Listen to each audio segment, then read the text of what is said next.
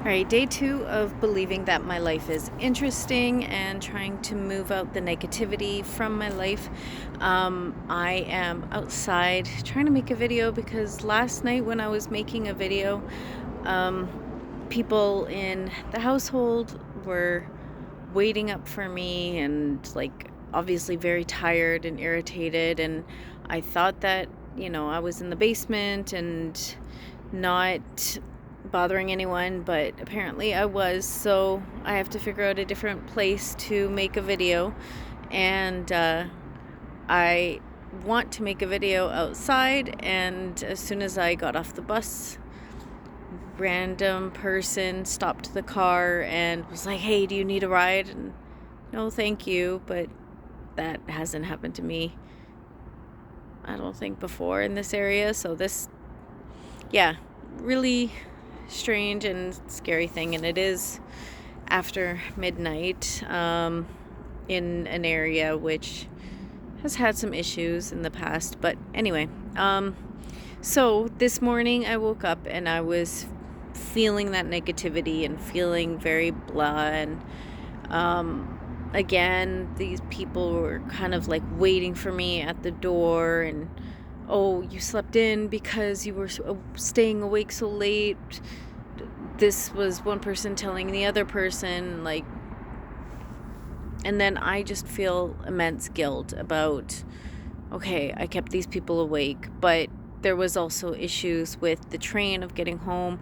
It took a long time, over a couple of hours, because I kept trusting one train and then it kept like going out of service, or then it turned into express train. And, "Oh, but you could have taken this other train, like, why didn't you do that?" Well, I didn't expect to be on the way, like on the train. They have closed their doors and en route, and they are moving, and I can't get off of this train because it's en route. And I didn't expect it to be skipping a whole bunch of stops that I need to get off at.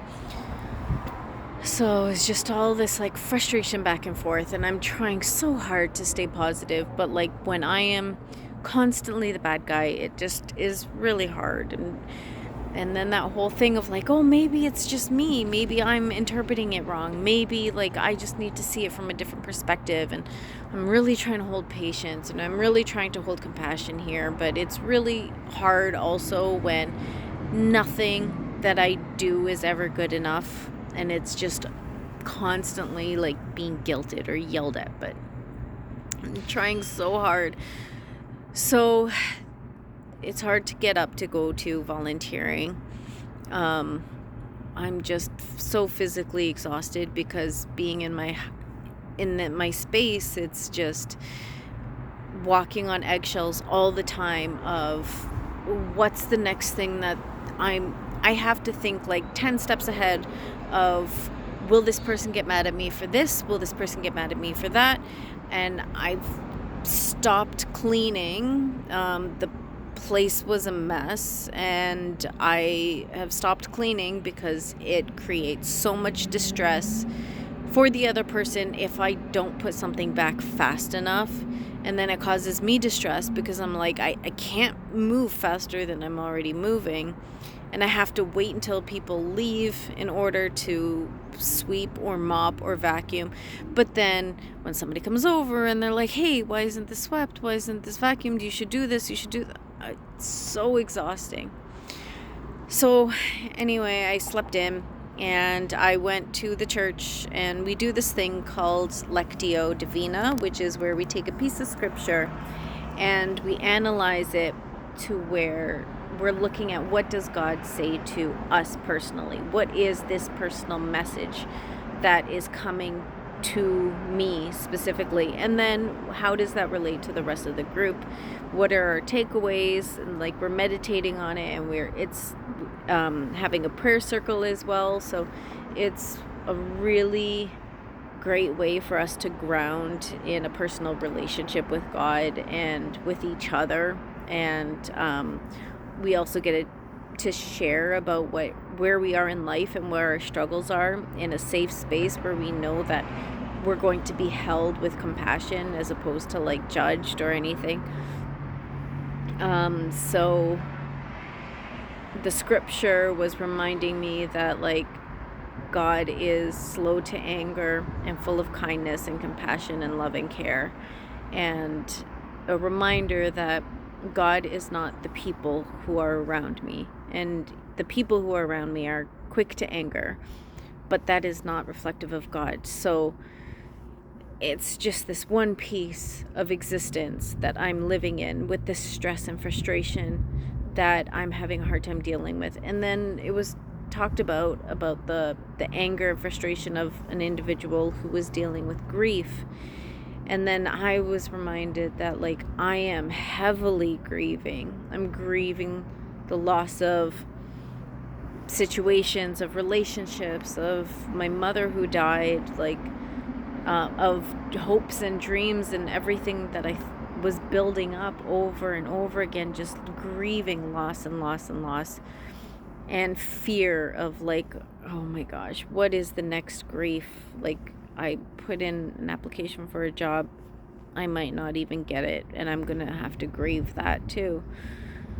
So just so much grief pain. And then I'm reminded that these people who I'm living with are also living in grief, that I am in that space, that, like, they had a life that they were expecting to be living, and I have come in and disrupted it. Not only myself, like, they have had immense loss too. So just trying to hold compassion for grief and for people. And I'm trying really hard to, like, what kind of boundaries can I have in this situation? So middle of the night, if I'm getting home late, like, I'm outside, I'm kind of really scared to make a video, but I really want to make a video.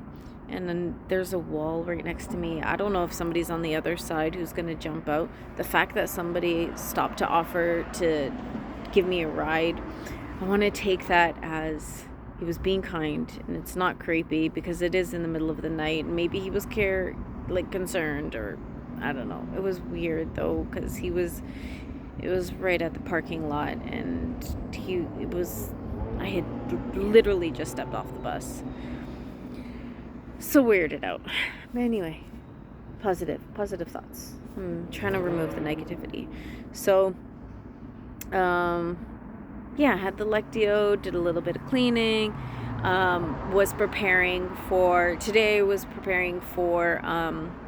the Overdose Awareness Day, which is on August 31st.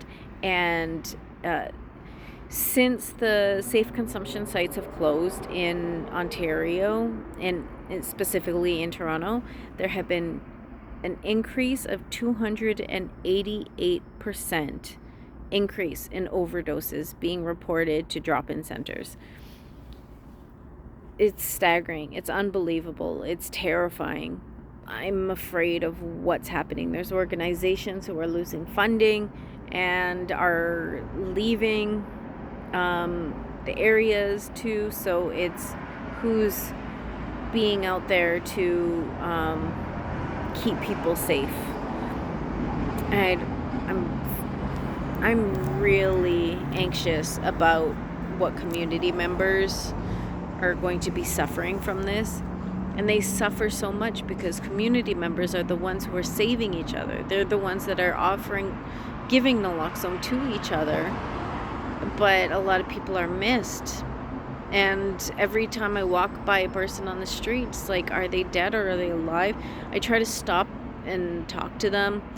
I'm imperfect. I didn't do it very well. And then I watched another person do what I was afraid to do. So I want to implement what she has done.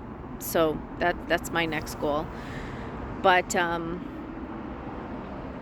yeah, so wearing a purple ribbon is going to be very important for August 31st, because that is the awareness symbol, and trying to find places that offer naloxone training, and getting naloxone from pharmacies is really key and helpful for saving anyone.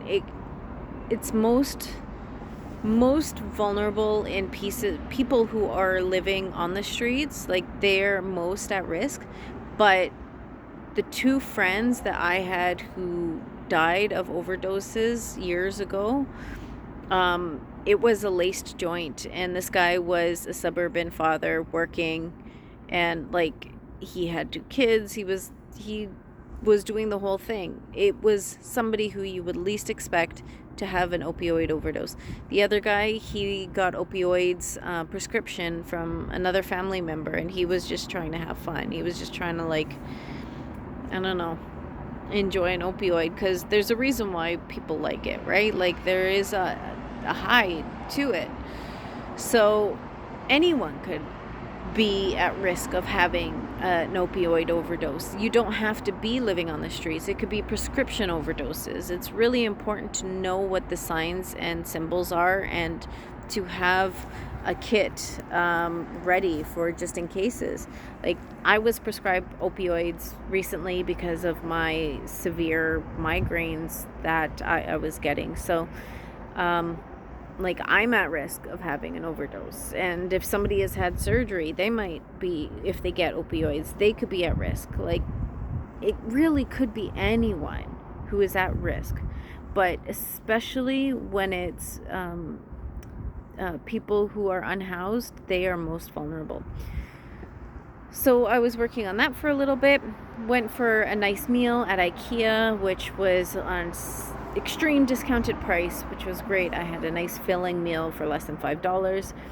And then I went to school to do some work, and I was getting ready and prepared to do a storytelling at Bad Dog Theater. So this is my second time going up and sharing a story about my life. I decided to tell the story about when I went to Spain. So I was really eager to share about that.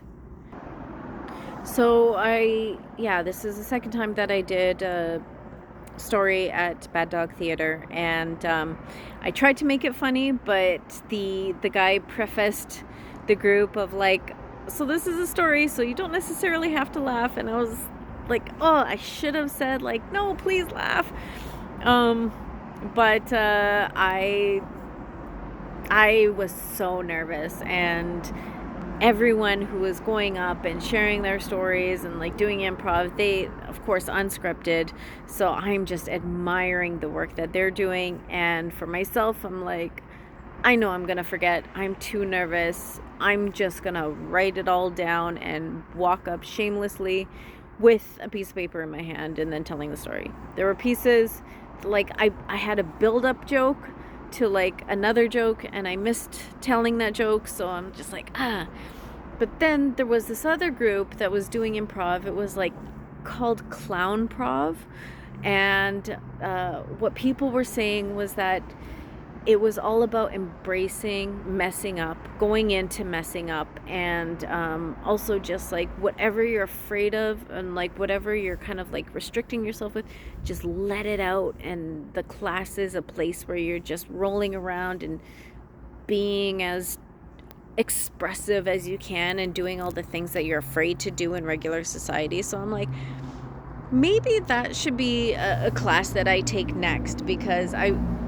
take improv classes for fun, and some, like, developmental skills. Storytelling was my first one that I wanted to use as a developmental, to be able to develop public speaking skills. But that class sounds great. Like, the teacher was there, and even pushing people as they're messing up, like, oh, you messed up here, like, go with it, where did you mess up, how did you? So I was watching them, like, oh, this is different. But it was good to witness that. And then I am so afraid of making mistakes. I'm so afraid of all of my social interactions, and I'll still push myself. I'll still go out there, and then like I'll just think about it all night and not sleep, or think about it for days or weeks of like, oh, I messed up in saying this and doing this, and this interaction was awful. I'll still do it. I'll still go out there, but I'm not comfortable with it. So maybe this class will help make it comfortable. So yeah, I told my story, and then there was an improv group that was sitting behind me listening to the story. So my story crossed like a couple countries, and it crossed like relationships and situations, and it went kind of like I was happy about the story. And then immediately I sat down, and that improv group had to make scenes using pieces of the story that I was telling. And it was so great to have them laugh and create laughter out of things that like I wanted to make funny. And I there were some points where I was missing the mark, but they were on the mark, and it felt really nice to watch that. It felt really good. Like that did bring me joy to see that and to be a part of that. And yeah, just laughing at myself about how like silly I was when I was younger, and the naivety that I had, and the risks that I took, and like to be able to laugh at that now, and then to be able to laugh at it with a group, and to be able to talk about a little bit about some of the traumatic things without it becoming so overwhelming. And also I ended with this is really important. There is a anti-immigration, Canada First policy rally that's going to be happening on September 13th at Christie Pitts. And there's also going to be a counter protest for pro-immigration and people who do support diversity. It is really terrifying to think that America First policy could potentially be coming to Canada, because our Prime Minister is falling in line with the US. It really feels like he's maybe not necessarily in that depth yet, but he's a banker, and he wants profit, and he wants money, and he's gonna work towards getting it. And what better way to get it than like what the US is doing in creating a slave economy through the prison system? So who knows? And then that means that someone with my face, me, could potentially end up in one of these anti-immigration detention centers, because they are indiscriminately capturing people who are even US citizens and putting them in these detention centers. They're just picking up people off the streets because they're brown, because they're Asian, because they're indigenous. Like, they're trying to stop indigenous people and say that they are not American. I'm just so in shock of what is going on in the US and how quickly it's spreading here. Of course it's going to spread. Of course. Like, there's no doubt that all of that hatred, all of these policies, all of that movement is absolutely going to spread here, because we're neighbors, and a lot of the people are sharing the same kind of ideologies and supremacies, and like these ideas of eugenics and getting rid of people with traumas and disabilities. Like, it's so absolutely terrifying to watch what's going on in the US, and I really feel like Canadians need to move more with solidarity for American citizens, because they are losing their rights so quickly. Things are getting stripped away so fast. The fact that they are even talking about they could potentially reverse same-sex marriage, and potentially even reverse interracial marriage, like the layers of I don't know what better word than audacity of, holy fuck, the human rights are being lost, the civil rights are being lost, like women's rights to vote is being threatened because they want a man or a household to be represented vote, which would be the man, because they want to change the laws that women who have a name on their ID that is different from their birth certificate cannot vote, meaning that any woman who has been married cannot vote. Like, unreal. It's not, the country is not there to support the people. It's, oh my gosh, I'm in shock. And positive thoughts, positive energy. For all of these atrocities that are happening, there are so many movements that are happening as well. These counter movements, these acts of civil disobedience, this pushback, the fact that Indigenous community groups have taken the alligator Alcatraz to the courts, and they are pushing back and fighting to not allow this bullshit to happen. These are the hopes. These are the hopes that we need to land on and live with, and the fact that people are fighting back against this whole ICE agents and detention, and communities are coming together to rally for people who are immigrants and refugees within their communities. And Canada is moving towards not recognizing how important immigration is within this country. Man, we need a lot more people than we have. We need our population to grow. And we don't have a lot of jobs available. Well, we need to bring in people who are business minded and who are able to think of jobs and opportunities. But most importantly, we need to defund the police and put more funding into social community programs and businesses and entrepreneurship, and like be able to support economy.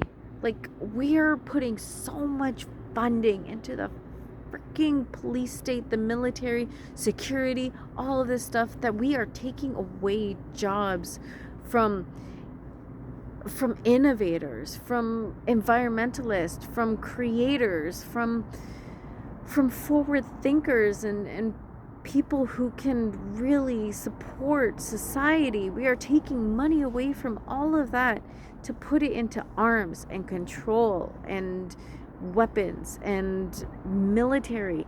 Military is going up $9 billion. Spending, positive thoughts. Oh my God, it's getting so hard to like remove the negativity, and it's about positive thoughts. Okay, what are the positive thoughts about? The economy fucking crashing and our government deciding to choose profits and control over society building. This gives an opportunity for Canadians to show up and to prove that we want society and community more. We want to care about people more than we care about the government spending money on control. We want to be able to support each other. Here's a story.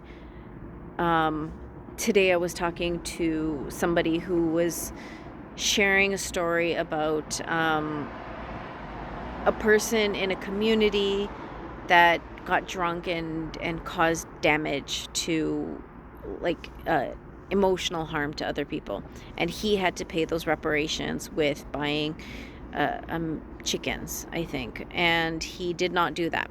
And so the chief of the area said, okay, what you're going to do is buy everyone a pig. There's going to be a big roast, and you are not invited because you have hurt, and then you did not hold yourself accountable to the hurt that you did. So this is what you're going to do. This is restorative justice. Okay, the restorative justice is looking at how can we bring justice back to where we are looking at the people who have been harmed and support them. And so this guy gets the pig. There's this big party. A woman whispers to the chief, and then they bring this man back out, and he is embraced by community, and he is forgiven, and he has tears rolling down his face, and he is so remorseful, so caring. I hope this person forgives me for sharing this story. I know this is not my story, and this is a common story that is shared out there about different Indigenous communities who are embracing people who do wrong and forgiving them. This is a story of embracing somebody who is doing wrong and forgiving him. And so this person did not do that same harm again. And because they were embraced and forgiven by their community, they were offered a lot more strength, and were able to rebuild themselves. And that is what we need. That is what we need to rely on. That type of justice, that type of care for community, not weapons, not guns, not control, none of that bullshit that does not work. What we really need is to go back to the grassroots, go back to these Indigenous communities, really learn from what they did, because they've built their community over millennia and they have figured things out. We need to trust that what they know and what is good for them and their community is going to be good for us. We're on their land. We should be following their rules and their society and their justice. So that is my positive takeaway. I did have some positive moments today, and as frustrated as I am with all of the shit that's going on, I've talked a lot about the shits today, but really trying to hold on to the positive. I have to have hope that it's going to get better, because there are evidences and pieces, and there's people who care, and I'm going to lean on the people who care, even if it's one finger out of the rest of the fingers. This one finger is able to hold a grocery bag, even if the rest of my fingers aren't working. So there's still strength in one, and that strength is able to feed others. So leaning on that. People care. We are fooled to think that they don't care. They really do care. I'm somebody who really cares. I have community who cares. And even though I have other people around me who are just angry and nitpicky and like chipping away at my mental health, it's okay. I'll make it through, because there are more people out there who do care than who don't. Okay. See you next time. This is day 2. Peace out. Positive thoughts, positive thinking. We got this.